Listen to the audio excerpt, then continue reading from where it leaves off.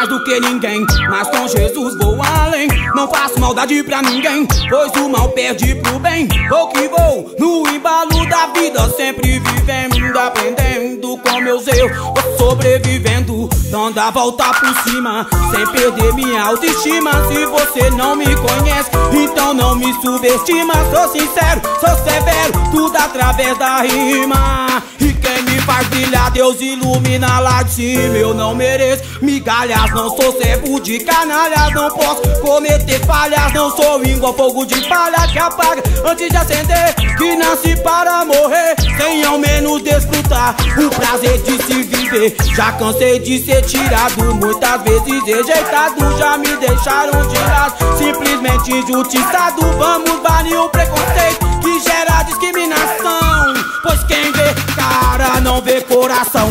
Sei que sou imperfeito da favela, vim do gueto, mas minha qualidade cobre os meus defeitos. Não julgue ninguém hoje, a vida é tipo um barco furado, à beira do afogamento, mas pelo renegado você pode ser salvo. Não menospreze ninguém, a humildade vem em primeiro lugar.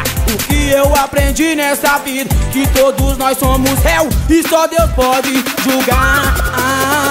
Não julgue ninguém hoje, a vida é tipo um barco furado, à beira do afogamento, mas pelo renegado você pode ser salvo. Não menospreze ninguém, a humildade vem em primeiro lugar. O que eu aprendi nessa vida, que todos nós somos réu e só Deus pode julgar.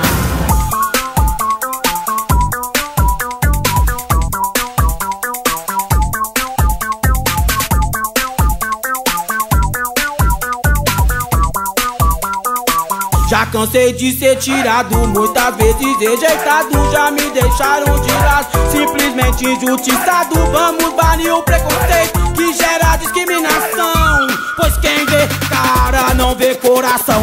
Sei que sou imperfeito da favela, vim do gueto, mas minha qualidade cobre os meus defeitos.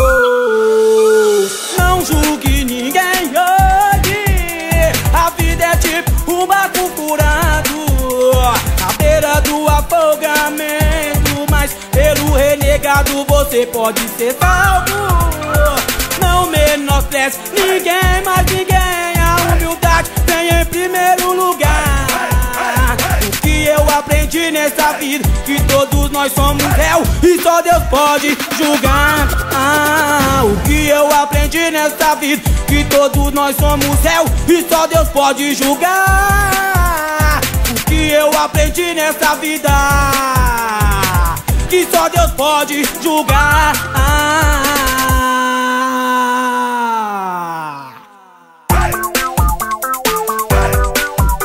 Sob custódia da injustiça, de degrau em degrau nós iremos vencer.